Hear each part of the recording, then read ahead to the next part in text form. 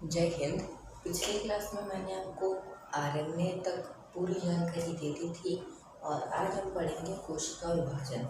उम्मीद है कि आपको जहाँ तक मैंने पढ़ाया है वहाँ तक आपको कोई डाउट नहीं होगा। चलिए पिछली क्लास में हमने जो जो पढ़ा है एक बार उसे रिवाइज कर लेते हैं। तो देखिए, डीएनए का फुल फॉर्म क्या होता है? Deoxy ribose nucleic acid. RNA का फुल फॉर्म क्या होता है? Ribose nucleic acid. चलिए डीएनए के अंदर देखते हैं। डीएनए के अंदर क्रोमोसोम होता है। इसकी खोज किसने की थी? वाल्डेयर ने। किसने की थी? वाल्डेयर ने। ठीक है। क्रोमोसोम को ही हम गुणसूत्र भी कहते हैं और उसको और जूम करके देखा गया, यानी कि क्रोमोसोम को और जूम करके देखा गया तो क्या पता चला? उसके अंदर कुछ रिंग जैसा कुछ तो है जिसे हमने नाम दिया डीएनए। और उसकी खोज किसने की थी? कार्ल्स बर्ग ने। उसको और जूम करके देखा गया तो क्या पता चला? उसके अंदर जीन है। और पहली बार जीन को किसने देखा था? जॉनसन ने। ठीक है, जॉनसन ने। जीन के अंदर क्या होता है? Adenine, thymine, guanine, cytosine. क्या होता है? Adenine, thymine, guanine, cytosine. ठीक है। और डीएनए का डिजाइन किसने तैयार किया था? वाटसन एंड क्रेग ने। पहली बार डीएनए को चेंज किसने किया था? हरगोविंद खुराना ने। ठीक है। जो डीएनए का स्ट्रक्चर होता है कुछ इस प्रकार से। एक ये अच्छा होता है। डीएनए कितना स्टैंडर्ड का होता है? सिंगल स्टैंडर्ड होता है, डबल स्टैंडर्ड होता है? डबल स्टैंडर्ड होता है। ये हो गया डबल स्टैंडर्ड। अच्छा, ये मैंने जो स्ट्रक्चर ड्रॉ किया है ना, इसका जो स्ट्रक्चर है इसको हम कहते हैं पॉलीन्यूक्लियोटाइड। क्या कहते हैं? पॉलीन्यूक्लियोटाइड। क्या कहते हैं हम? पॉलीन्यूक्लियोटाइड।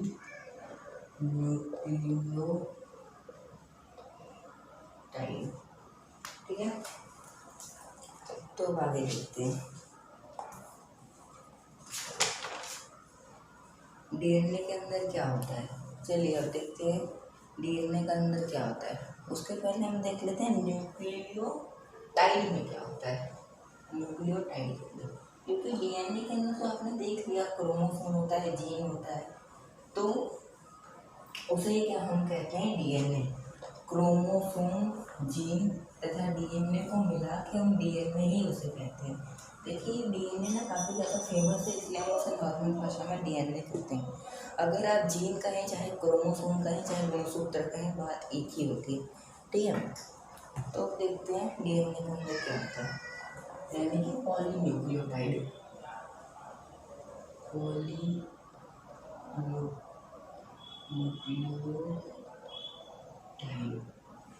देखते हैं इसके अंदर क्या होता है।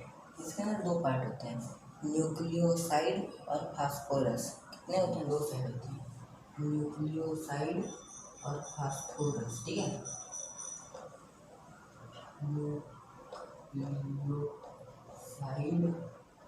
और फास्फोरस।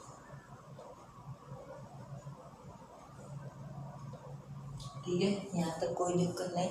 न्यूक्लियोटाइड के अंदर कितने भाग होते हैं? न्यूक्लियोसाइड और फास्फोरस। फास्फोरस अब यहीं पर खत्म हो जाता है। अब देखते हैं न्यूक्लियोसाइड। इसके अंदर भी दो पार्ट होते हैं, शुगर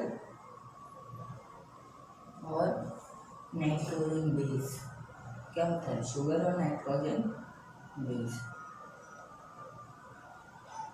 देखिए शुगर होता है, इसके अंदर दो पार्ट्स हो सकते हैं, या तो डाइऑक्सिक राइबोज न्यूक्लिक शुगर या फिर राइबोज न्यूक्लिक शुगर। ठीक है। तो ये आर या बी। ये तो आपको काफ़ी जाहिर सी बात है। अगर आरएनए रहेगा तो राइबोज न्यूक्लिक शुगर रहेगा, अगर डीएनए रहेगा तो डाइऑक्सिक राइबोज शुगर रहेगा। ठीक है। अब देखते हैं नाइट्रोजन बेस के बारे में। नाइट्रोजन बेस के अंदर भी दो पार्ट होते हैं, प्यूरिन और पाइरिडिन। कितने पार्ट होते हैं? दो पार्ट। और उन दोनों के नाम क्या होते हैं? प्यूरिन और पाइरिडिन। कितने पार्ट होते हैं? दो पार्ट नाइट्रोजन बेस में, प्यूरिन और पाइरिडिन। याद कीजिए, मैंने आपको बताया था जीन के अंदर क्या क्या होता है, एडेनिन, थाइमिन, गुआनिन, साइटोसिन। जब आपको ये बात आती है ना प्यूरिन और पाइरिडीन, इसके अंदर एडेनिन, थाइमिन, गुआनिन, साइटोसिन में 2 ये साइड और 2 ये साइड आते हैं। वो 4 होते हैं, एडेनिन, थाइमिन, गुआनिन, साइटोसिन 4 होते हैं। तो देखिए, जब आपको इस तरह से चार्ट आएगा ना कि प्यूरिन में कौन से 2 पार्ट होते हैं, पाइरिडीन में क्या, तो काफ़ी इजी स्ट्रक्चर है। इस तरह से आपको लिखना है, देखिए एडेनिन, थाइमिन, गुआनिन, साइटोसिन। आपको बस इस तरह से लिखना है ATGC, ठीक है। उसके बाद बीच में एक लाइन खींच देनी है। जो लेफ्ट साइड का है वो है प्यूरिन, और जो राइट साइड का है यानी कि जो पाइरिडीन का है, मतलब ये क्या है, पाइरिडीन, ठीक है। तो प्यूरिन में क्या आएगा, AG, क्या आएगा, AG, ठीक है, AG। और पाइरिडीन में क्या आएगा, TC। TC का फुल फॉर्म थाइमिन और साइटोसिन, क्या आएगा, थाइमिन और साइटोसिन। AG का फुल फॉर्म एडेनिन और गुआनिन, ठीक है। आगे बढ़ते हैं। जो RNA होता है ना, इसके अंदर एक थाइमिन नहीं होता। क्या नहीं होता, थाइमिन। उसके जगह उसके अंदर यूरेसिन होता है। क्या होता है, यूरेसिन, ठीक है, कोई दिक्कत नहीं है आपको। तो जब आप RNA से DNA करते हैं, तो जब RNA के अंदर यूरेसिन होता है, उसके जगह आपको क्या लगाना पड़ता है, थाइमिन। आपको ये भी समझ में आ गया कि RNA से DNA करना होगा तो यूरेसिन से थाइमिन लगाना पड़ेगा, अगर DNA से RNA करना होगा तो थाइमिन से यूरेसिन लगाना पड़ेगा। काफ़ी इजी बात है। आगे देखते हैं अब। जैसा कि मैंने आपको बताया था, DNA से DNA बनाना होता है, यानी कि DNA से DNA जो हम प्रोसेस होता है उसे हम कहते हैं रेप्लिकेशन। क्या कहते हैं, रेप्लिकेशन, ओके। DNA से DNA रेप्लिकेशन, DNA से DNA, ओके। DNA से DNA रेप्लिकेशन। उसके बाद देखते हैं DNA से RNA ट्रांसक्रिप्शन। क्या कहते हैं उसे, ट्रांसक्रिप्शन। यानी कि जब हम DNA से RNA बनाते हैं तो हम उस प्रोसेस को क्या कहते हैं, ट्रांसक्रिप्शन, ट्रांसक्रिप्शन। तो जब हम RNA से DNA बनाते हैं उसे हम कहते हैं रिवर्स ट्रांसक्रिप्शन। क्या कहते हैं हम, रिवर्स ट्रांसक्रिप्शन। क्या कहते हैं, reverse transcription, reverse transcription, okay, reverse transcription. यहाँ तक कोई दिक्कत नहीं। अब देखते हैं RNA से प्रोटीन बनाना। ये देखिए, जो RNA होता है ना वो इस टाइप का होता है। उसके अंदर ये इस तरह से लाइन्स होते हैं जिसे हम कहते हैं क्रोमोसोम। इसको अगर आप तोड़ देंगे ना, ये जो RNA का स्ट्रक्चर है, इसको अगर आप इस तरह से तोड़ दिए ना तो ये प्रोटीन में बदल जाएगा। किस में बदल जाएगा, प्रोटीन में। यानी कि ये जो न्यूक्लियो पॉलीन्यूक्लियोटाइड होता है, ये किसका बना होता है, प्रोटीन का, ठीक है। तो जब हम RNA से प्रोटीन बनाते हैं उस प्रोसेस को हम कहते हैं ट्रांसलेशन। क्या कहते हैं, ट्रांसलेशन, ठीक है, ट्रांसलेशन। यहाँ तक कोई दिक्कत नहीं। अब RNA में देख लेते हैं। हमारी बॉडी में RNA किस काम में आता है, प्रोटीन निर्माण में सहायक का काम होता है। क्या काम होता है, प्रोटीन निर्माण में सहायक। 15 साल से कम के बच्चे में क्या चीज़ होता है जो प्रोटीन बनाता है, थाइमस ग्रंथि। क्या होता है, थाइमस ग्रंथि, ठीक है। अब आगे देखते हैं। RNA में कितने टाइप होते हैं, 3 टाइप होते हैं, mRNA, tRNA और rRNA, ठीक है। mRNA, tRNA और rRNA। mRNA का फुल फॉर्म क्या होता है, मैसेंजर RNA। इसका काम क्या होता है, यह नसों में होता है। ये क्या करता है, ब्लड के अंदर तो जरूरी क्या बह रहे होते हैं, एमिनो एसिड, उसकी ये पहचान करता है, ठीक है। और उसके बाद वो अपने बाजू में रख लेता है। उसके बाद टीआरएनए देखते हुए आता है, अरे चच्चा मिला क्या एमिनो एसिड, तो ये अगर इसको मिला रहता है तो ये टीआरएनए को दे देता है।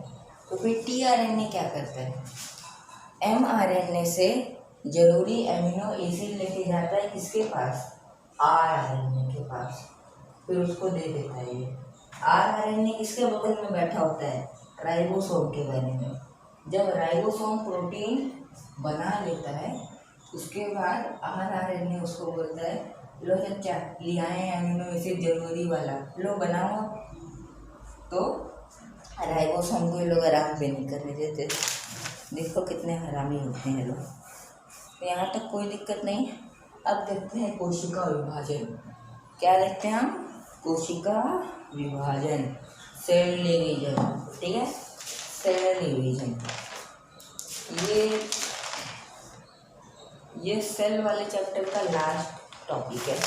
उसके बाद पहला चैप्टर सेल खत्म हो जाएगा। कितने टाइप होते हैं कोशिका विभाजन में, 3 टाइप होते हैं। कितने प्रकार होते हैं, 3 प्रकार।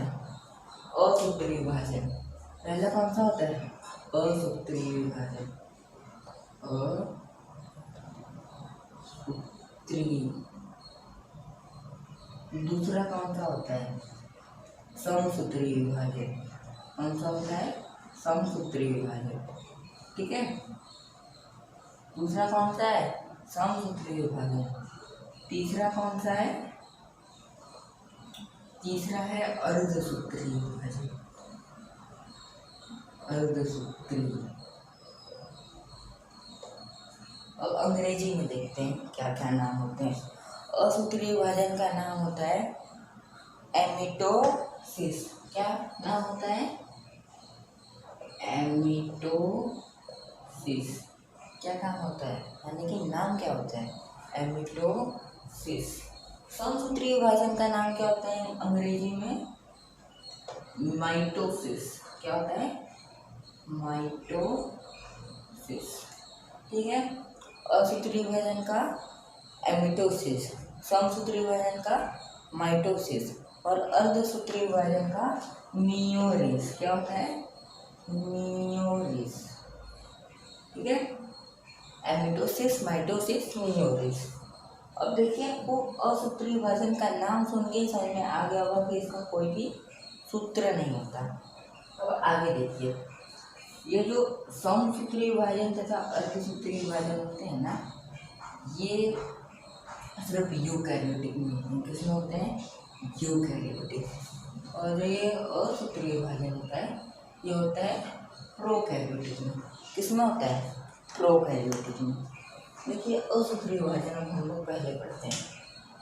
असूत्रीय, अरे ये थोड़ा गंदा हो गया।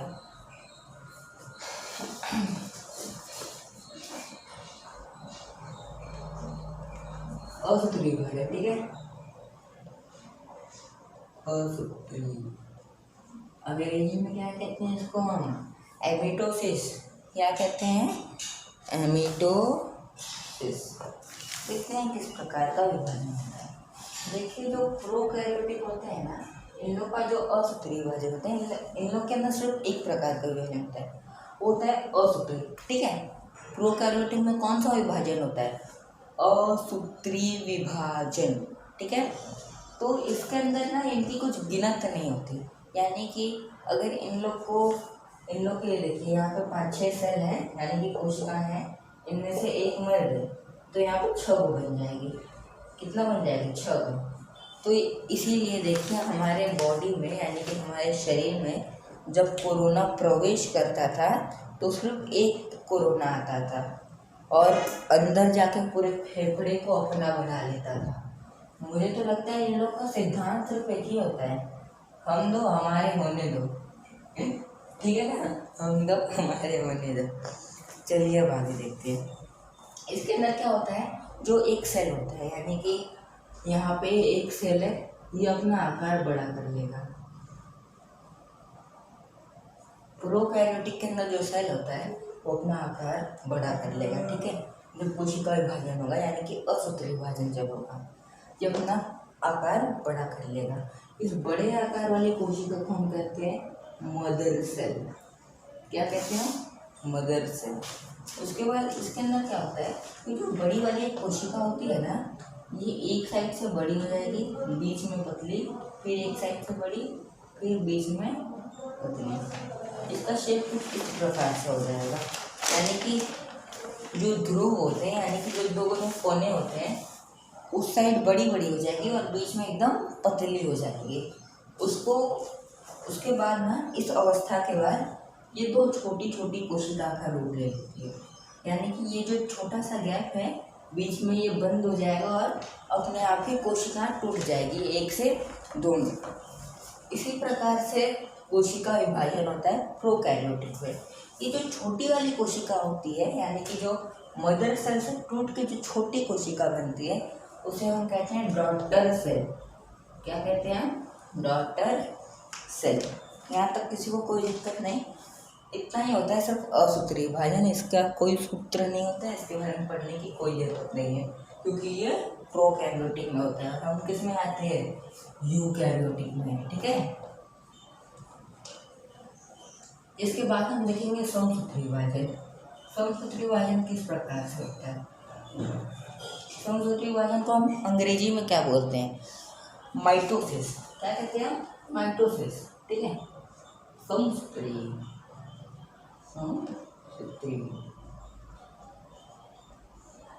क्या कहते हैं इसे अंग्रेजी में? माइटोसिस। जैसा कि मैंने आपको बताया, समसूत्री तथा अर्धसूत्री ही यूकैरियोटिक में होते हैं। उसके अंदर भी देखिए कितना परसेंट होता है। जो समसूत्री होता है ना, ये यूकैरियोटिक में होता है और 99% होता है। हम लोग के अंदर जो अर्धसूत्री विभाजन होता है, ये सिर्फ 1% होता है, सिर्फ और सिर्फ 1%। ठीक है, यहाँ तक कोई दिक्कत नहीं।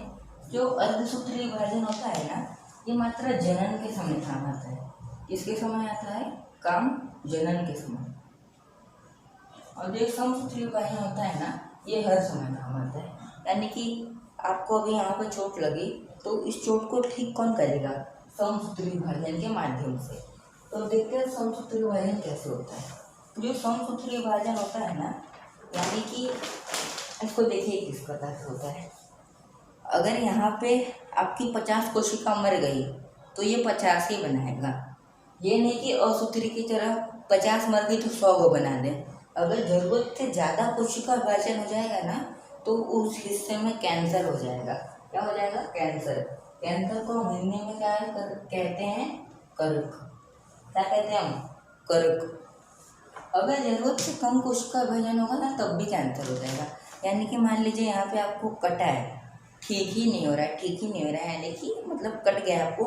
मान लीजिए आपको लोहे से कट गया, जंग वाला लोहा, वहाँ पे आपको चोट लगी है, जख्म बह रहा है, पर वो ठीक ही नहीं हो रहा है।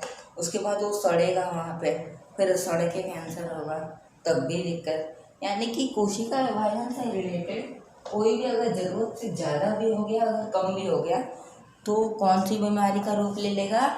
कैंसर का। ठीक है, किसका रूप ले लेगा? कैंसर का।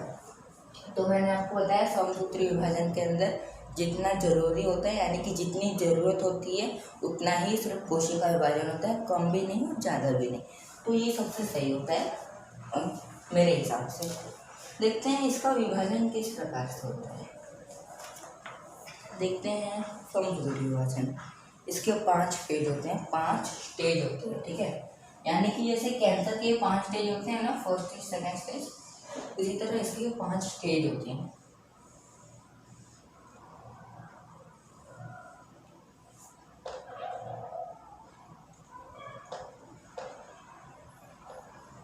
ये 2 3 4 5। देखते हैं पांचों stage. Interphase, prophase, metaphase, anaphase, telophase. ठीक है, इंटरफेज,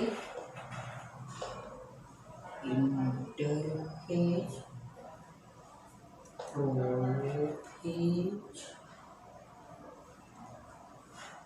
मेटाफेज,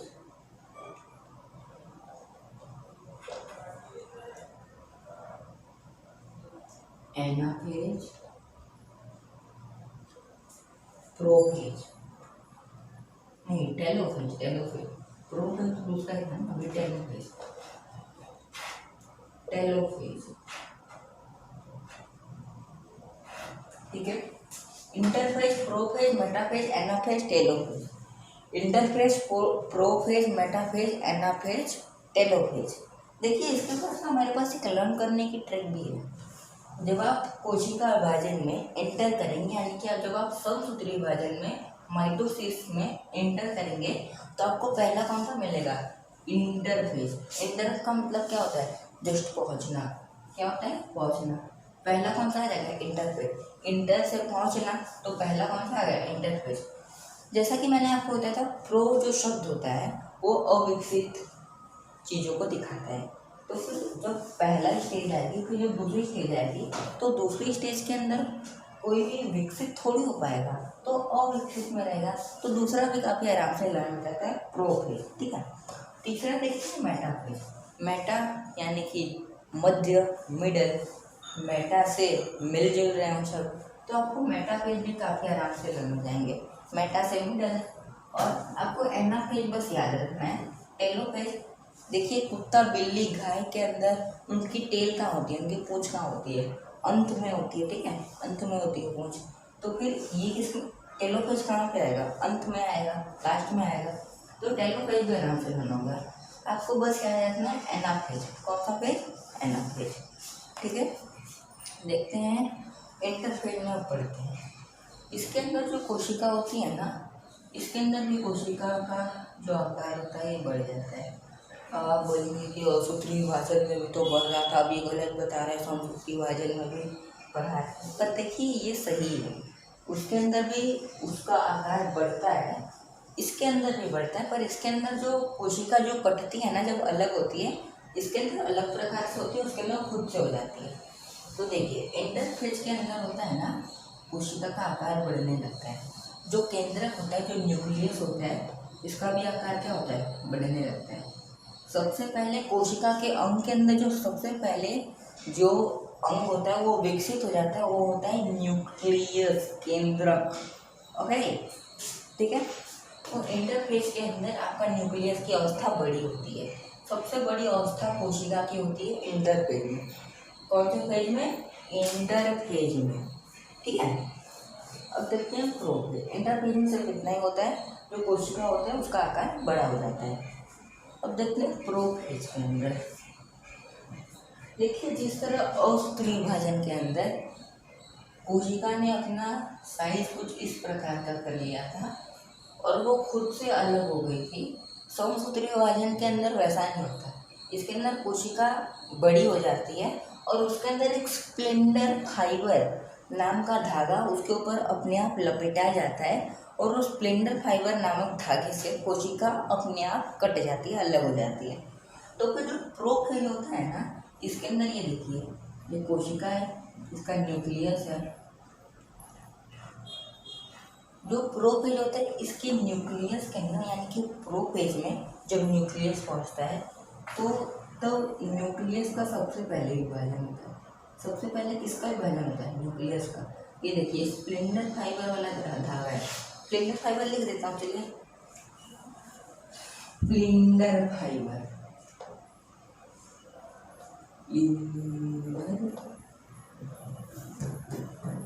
स्प्लेंडर फाइबर, ठीक है। स्प्लेंडर फाइबर, स्प्लेंडर फाइबर क्या होता है, एक धागा होता है, किस काम में आता है, कोशिका को दो टुकड़ों में करने के लिए। तो प्रोफेज के अंदर स्प्लेंडर फाइबर न्यूक्लियस के ऊपर बंधा जाता है और न्यूक्लियस दो हिस्सों में बढ़ जाता है।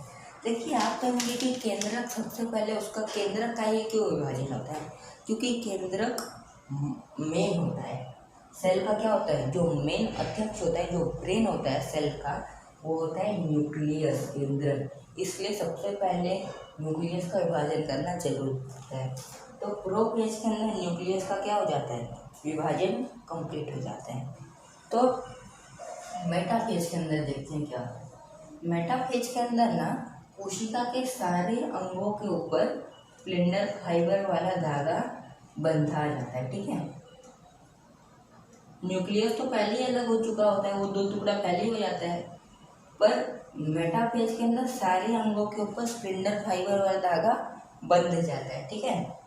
अब देखते हैं एनाफेज। इसके अंदर ना सभी जो कोशिका के अंग होते हैं ये ध्रुव की ओर चले जाते हैं। किसकी ओर चले जाते हैं? ध्रुव की ओर। ये देखिए मेटाफेज के अंदर इस तरह से धागा, स्प्लिंडर फाइबर वाला धागा कोशिका के अंगों के ऊपर बंध जाता है। एनाफेज के अंदर जाने के बाद ये सारे जो कोशिका के अंग होते हैं ये कटे जाते हैं और ध्रुव की ओर चले जाते हैं। ये देखिए ध्रुव यानी कि क्या? पोल्स। क्या? पोल्स, जो एंड होता है। तो यानी कि जब ये देखिए मान लीजिए ये क्या है? साइटोसोल है, ठीक है। तो साइटोसोल कैसे होगा? यानी कि साइटोसोल दो टुकड़े में होगा, आधा साइटोसोल यहाँ आ जाएगा, आधा साइटोसोल यहाँ, इस तरह से होगा क्या? एनाफेज के अंदर, यानी कि जो कोशिका के अंग होंगे वो ध्रुव की ओर चले जाएंगे। अब टेलोफेज के अंदर देखिए क्या होता है। जब इस तरह की कोशिकाएं, आधे अंग यहाँ आ गए, आधे अंग यहाँ आ गए, ठीक है।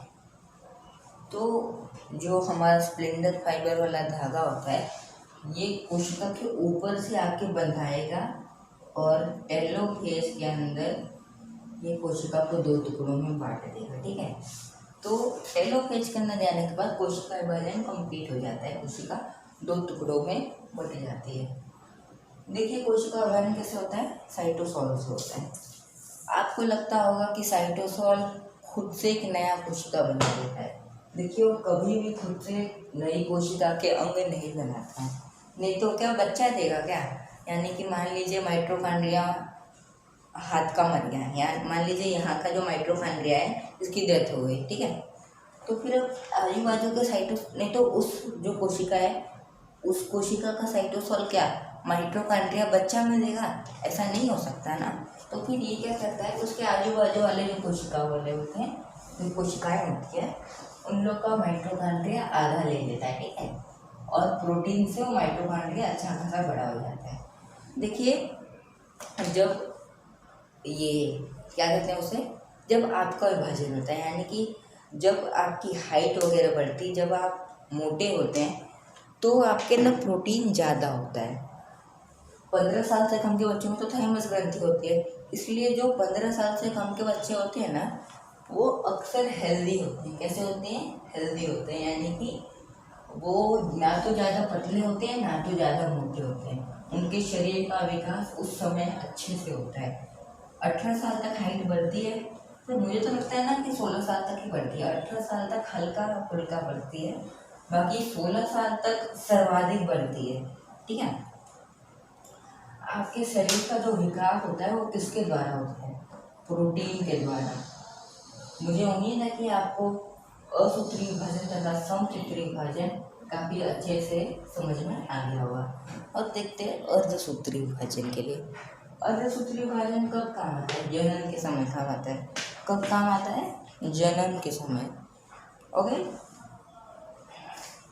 अच्छा मैंने आपको बताया कि 99% समसूत्री विभाजन होता है और 1% अर्धसूत्री विभाजन होता है। तो ये जो 99% के अंदर जितनी कोशिकाएं आती हैं ना उसे हम कहते हैं काया कोशिका। क्या कहते हैं? काया कोशिका, ठीक है।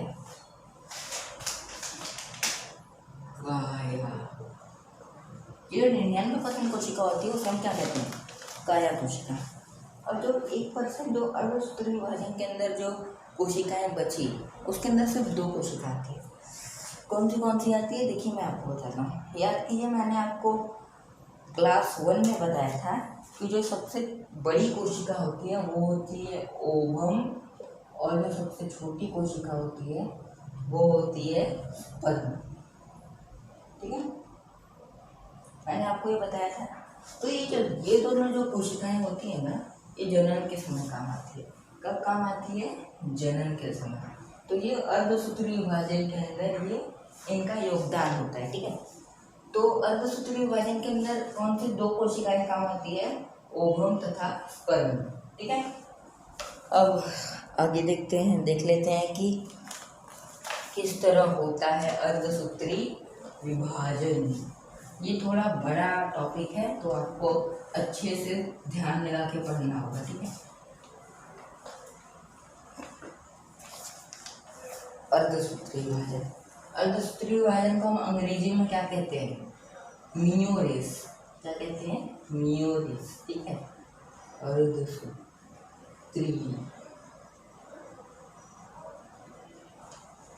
अर्धसूत्री विभाजन। ये क्रोमोसोम के ऊपर आप ध्यान दीजिए। ये जो अर्धसूत्री है ना, ये लगभग क्रोमोसोम के ऊपर डिपेंडेंट होता है, यानी कि इसके अंदर आपको क्रोमोसोम के बारे में पढ़ना होता है। ये हो गया MELE मेल तथा FEMALE मेल तथा फीमेल। मेल तथा फीमेल में दोनों में कितने गुणसूत्र होते हैं? मेल तथा फीमेल में 46 होते हैं, ठीक है। दोनों में कितने होते हैं? 46 होते हैं। अगर आप इसको जोड़ने में पकड़ेंगे तो कितने होते हैं? 23 होते हैं। और अभी आप किसमें पकड़िए? न्यूट्रन पकड़िए। 46 गुणसूत्र होते हैं। ये जो गुणसूत्र होते हैं ना, इसके अंदर 2 पार्ट होते हैं। कितने पार्ट होते हैं? 2 पार्ट, ऑलोसोम और ऑटोसोम।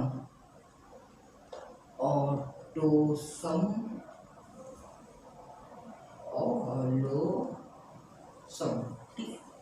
तो इन 46 में से 44 जो होते हैं वो होते हैं ऑटोसोम के पास, और जो 2 बचे हुए 46 में तो 44 माइनस करेंगे तो कितना बचेगा? 2 बचेगा। तो ये 2 बचते हैं होते हैं ऑलोसोम के पास। किसके पास होते हैं? ऑलोसोम के पास, ठीक है। ये जो ऑटोसोम होता है ना, ये आपके शरीर का विकास के बारे में निर्धारित होता है। यानी कि आपके पास हाथ एक ही रहेगा, हाथ के अंदर 5 उंगली रहेगी, 2 पैर रहेंगे, 1 नाक रहेगी, 2 आँख रहेगी, मुंह रहेगा जिसमें 32 दांत रहेंगे, 1 जीभ रहेगी। तो ये सब इंफॉर्मेशन होती है, ये होती है ऑटोसोम के पास। जो ऑलोसोम होता है ये लिंग निर्धारित करता है। क्या निर्धारित करता है? लिंग, ठीक है। ये लिंग निर्धारित करता है, यानी कि मेल या फीमेल, ठीक है। यहाँ तक किसी को कोई दिक्कत नहीं। अब आगे बढ़ते हैं। और ये जो सेम होता है ये फीमेल में भी होता है, ठीक है। देखिए अब हम देखते हैं अर्धसूत्री विभाजन। ये किस में आता है? जनन के अंदर। तो जनन का टॉपिक हम पढ़ते हैं। जनन किस प्रकार से होता है? हमारा बोर्ड थोड़ा छोटा है तो हमको इसे रफ करना होगा। अगर आपको इसका स्क्रीनशॉट लेना है तो आप ले सकते हैं, मैं थोड़ा टाइम देता हूँ, ठीक है। तो आगे देखते हैं।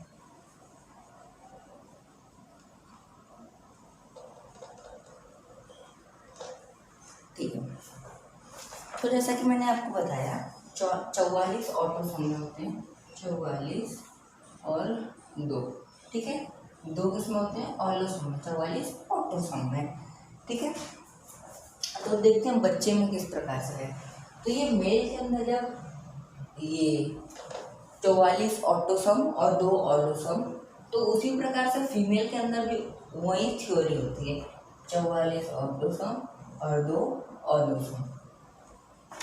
देखते हैं किस प्रकार से जनन होता है। इस 44 में से ना 44 का आधा कितना होता है? बताइए आप मुझे, 44 का आधा कितना होता है? माइनस करो जल्दी अपने नोटबुक में। 44 का आधा होता है 22। कितना होता है? 22।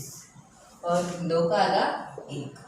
तो जब बच्चा पैदा होगा ना, यानी कि जब जनन का प्रोसेस होगा, तो मेल में से 42 गुणसूत्र, यानी कि 42 क्या कहते हैं हम इसे? ऑटोसोम और 1 ऑलोसोम आएगा, ठीक है। और फीमेल में से भी 22 ऑटोसोम और 1 ऑलोसोम आएगा, ठीक है। तो इस प्रकार से बच्चा पैदा होता है। जब 22 + 1 23, 23 + 23 46, कितने टोटल होते हैं गुणसूत्र एक ह्यूमन के अंदर? 46, ठीक है। तो इस तरह से बच्चे में कितने गुणसूत्र हो जाएंगे? 46। अब देख लीजिए इसके अंदर किस प्रकार से होता है। जो ये देखिए, जो मेल का सेक्सुअल जो रेट होता है वो होता है एक्स वाई। आप बस ध्यान में रखिए, मेल का सेक्सुअल रेट एक्स वाई और फीमेल का एक्स एक्स। ओके, तो अब देखते हैं कि तो अब देखते हैं इस प्रकार से बच्चा पैदा होता है। तो देखिए, जब मेल के अंदर जो गुणसूत्र होते हैं यानी कि जो ऑटोसोम होते हैं, 22 के 22 पूरे ही आ जाएंगे। ठीक है, 22 मेल में से और 22 फीमेल में से। ओके, एक एक ऑटोसोम दोनों में से आएंगे। तो फिर इन एक ऑटोसोम में से या तो एक्स आएगा या तो वाई आएगा। ओके, ये हम निर्धारित नहीं कर सकते, वो अपने आप आता है। तो ये देखिए, यहाँ से अगर एक्स आया और फीमेल में से मान लीजिए एक्स आएगा, क्योंकि ये देखिए फीमेल में एक्स एक्स ही उनका सेक्सुअल रेट होता है, तो अगर उनमें से तो एक्स ही आएगा ना, उनमें से आप थोड़ी एक्सपेक्ट कर सकती हैं कि वाई आएगा। तो फिर उनमें से भी एक्स आएगा, तो एक्स एक्स किसका, मतलब एक्स एक्स से आपको क्या पता चलता है, फीमेल। तो जब इस प्रकार का जब स्ट्रक्चर होगा तो कौन पैदा होगा, फीमेल। और मेल किस प्रकार से पैदा होगा, बस आपको उसका उल्टा करना है। मेल के अंदर एक्स की जगह क्या आ जाएगा, वाई, और इसमें से एक्स आएगा, तो वाई एक्स क्या होगा, मेल का है। Okay, Y X. देखिए, कभी कभी ना इस गुणसूत्र जो आते हैं उसके अंदर भी दिक्कत हो जाती है, उसके अंदर कई बार दिक्कत हो जाती है। कई बार होता है इस 22 में से सिर्फ 20 ही आते हैं, या कभी कभी इसमें से ऑलोसोम में से एक की जगह दोनों चले आते हैं। तो उस प्रकार में जो बच्चा होता है यानी कि जो मनुष्य जो पैदा होता है वो अपंग हो जाता है। क्या हो जाता है, अपंग। देखते हैं किस प्रकार से होता है ये सब। देखिए, यहाँ पे ध्यान दीजिए, अगर इस सेक्सुअल रेट में से मान लीजिए मेल में से एक्स वाई आएगा, क्या आ गया, एक्स वाई, और इधर से एक्स आ गया, तो फिर क्या हो जाएगा, एक्स वाई एक्स। तो क्यों, उसके अंदर देखिए, इसके अंदर में ना कई सारी क्वालिटी होती है। एक्स वाई एक्स आपको क्या बताता है, जड़ा। ओके, किन्नर, किन्नर भी आप कह सकते हैं। तो अगर इस प्रकार का दिक्कत हो जाती है यानी कि ऑलोसम में अगर दिक्कत होती है तो हिजड़ा पैदा हो जाता है। कौन पैदा हो जाता है, हिजड़ा। ओके, किन्नर। ठीक है, इनके अंदर भी कई सारी प्रॉपर्टीज होती है, इनके अंदर भी ये वैरायटीज होती है। ये देखिए, अगर y की जगह x आ गया तो ये देखिए मेल के अंदर देखिए किस प्रकार से होता है। मेल के अंदर, मेल में से ऑलोसोम में से क्या आएगा, सिर्फ x आया, और फीमेल में से दोनों x चले आए, तो क्या हो जाएगा, वो भी हिजड़ा पैदा होगा।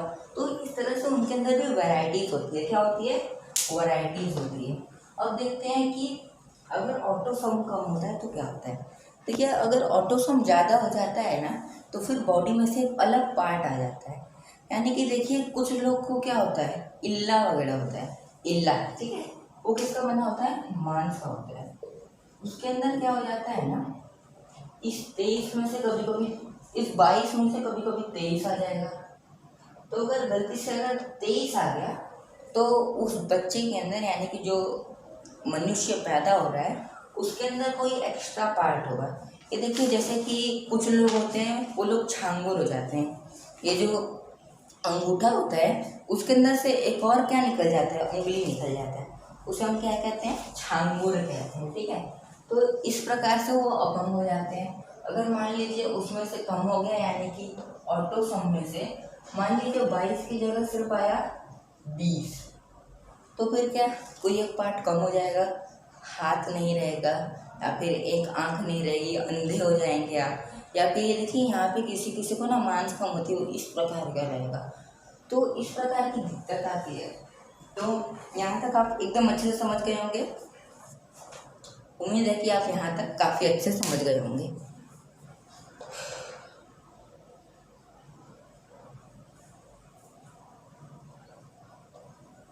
अच्छा, जो मैंने आपको बताया कि गुणसूत्र कम या ज़्यादा आ जाते हैं, तो जो बच्चा होता है ना, जो बच्चा पैदा होता है वो एक बीमारी से जूझता है।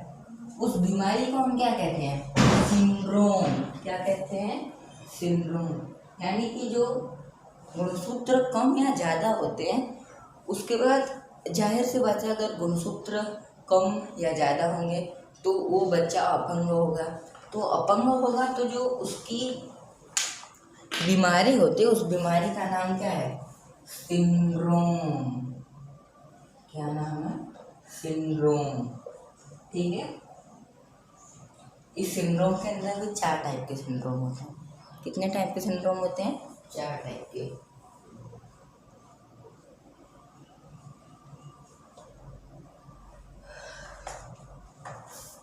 किसी को कोई क्लास बोरिंग तो नहीं लग रही ना? अगर बोरिंग लग रही होगी तो आप क्लास को पॉज कर सकते हैं, आप बाद में देख लीजिएगा। और अभी मात्र 4 टॉपिक बचे हैं, यानी कि सिंड्रोम के अंदर 4 टॉपिक हैं। उसके बाद हमारा सेल वाला चैप्टर खत्म हो जाएगा। टर्नर सिंड्रोम, टर्नर, ठीक है। Turner syndrome, Klinefelter syndrome. कौन सा syndrome? क्लीनफेल्टर, क्लीनफेल्टर।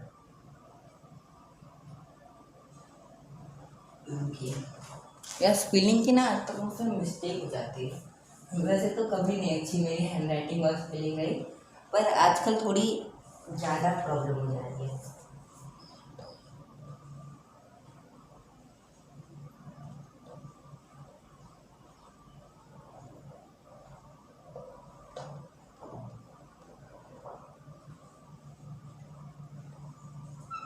क्लीनफेल्टर syndrome, Down syndrome, Down syndrome, और कौन सा लास्ट वाला? Patau syndrome. ठीक है। Turner syndrome, Klinefelter syndrome, Down syndrome, Patau syndrome. ठीक है। जो टर्नर सिंड्रोम होता है ये मात्र फीमेल में होता है। किसको होता है? फीमेल में। ओके। और इसके अंदर देख लीजिए टर्नर सिंड्रोम किस प्रकार का होता है। ये जो बीमारी होती है इसे हम कहते हैं सिंड्रोम। क्या कहते हैं? सिंड्रोम। ठीक है, सिंड्रोम। देखिए मेरे पास आपके लिए टिप्स है। जब आप पढ़ाई करते हैं ना उसके 10 मिनट पहले कोई फिजिकल एक्सरसाइज कर लिया कीजिए। फिजिकल एक्सरसाइज से आपकी जो हार्ट बीट होती है, यानी कि जो बीपी होता है वो थोड़ा सा बढ़ जाता है। अगर आपका बीपी हल्का सा हाई रहता है तो आपको पढ़ने में इंटरेस्ट आता है। अगर बीपी लो रहेगा ना, मन ही नहीं करता है पढ़ने का, तो हल्का सा बीपी हाई करके पढ़ा कीजिए। तो ये टर्नर होता है ना, इसके अंदर गुणसूत्र कितने हो जाते हैं? 45 हो जाते हैं। 46 की जगह 45 गुणसूत्र हो जाते हैं। कितने हो जाते हैं? 45 गुणसूत्र। ये किसमें होता है? सिर्फ फीमेल में होता है। और इसके अंदर देखिए प्रॉब्लम क्या है। इसके अंदर आपके शरीर का कोई अंग गायब नहीं रहेगा। इसके अंदर बहुत बड़ी प्रॉब्लम हो जाएगी। इसके अंदर जो फीमेल होती है वो बच्चे पैदा नहीं कर पाएगी, बच्चे नहीं होंगे। ओके।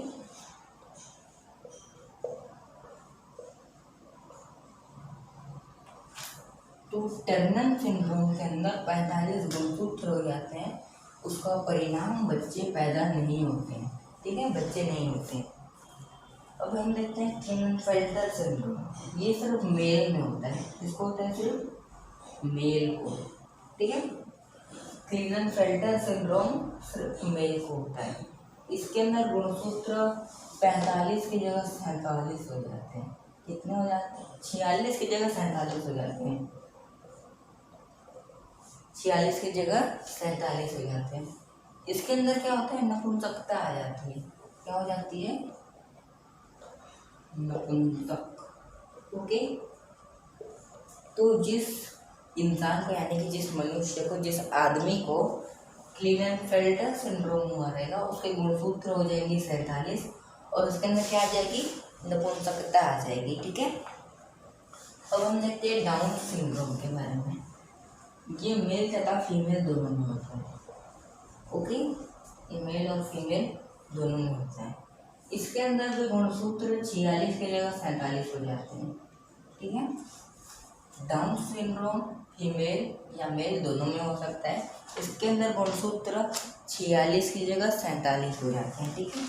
और इसके अंदर क्या होता है, शरीर का कोई भी आकार नहीं हो जाता हो, मतलब क्या बताऊँ आपको, कुछ लोग होते हैं जो ज़रूरत से ज़्यादा मोटे होते हैं।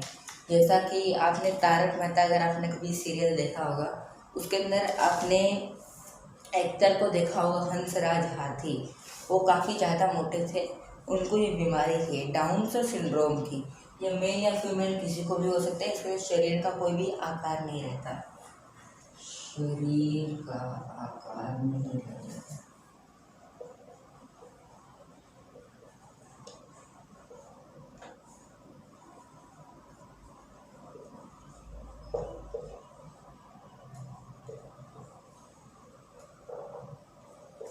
ठीक है, डाउन सिंड्रोम में 47 गुणसूत्र हो जाते हैं, इसमें शरीर का कोई भी आकार नहीं रह जाता। ये मेल या फीमेल दोनों में हो सकता है। अब देखते हैं पटाऊ सिंड्रोम के बारे में। ये भी मेल या फीमेल में होता है, मेल प्लस फीमेल किसी में भी हो सकता है। इसके अंदर भी गुणसूत्र 46 की जगह 47 हो जाते हैं, ठीक है। तो टर्नर सिंड्रोम सिर्फ एक ऐसा सिंड्रोम है जिसके अंदर गुणसूत्र 46 से कम हो जाते हैं। बाकी इन 3 जो हमारा सिंड्रोम होता है, इसके अंदर गुणसूत्र क्या हो जाते हैं, बढ़ जाते हैं, ठीक है। तो देखते हो पटाऊ सिंड्रोम कैसा होता है। जैसा कि मैंने आपको बताया था, यहाँ से लोग को चमड़ा ही नहीं रहता, इस तरह से रहेंगे सब। तो जो इस प्रकार के लोग होते हैं, उन लोग को कौन सा होता है, पटाऊ सिंड्रोम। इसके अंदर क्या रहेगा, होठ में चमड़ा कम रहेगा, होठ में चमड़ा कम, ठीक है। तो हमारा सेल चैप्टर यहाँ पे ख़त्म हो जाता है। कल मैं आपको सेल चैप्टर से जुड़े कुछ क्वेश्चंस और रिवीजन क्लास लेके आऊँगा। तब तक के लिए जय हिंद। अगर आपको इसके अंदर कोई भी डाउट होगा तो आप कमेंट कर सकते हैं, मैं आपका कमेंट ज़रूर, यानी कि आपका डाउट ज़रूर सॉल्व करा दूँगा। तब तक के लिए जय हिंद।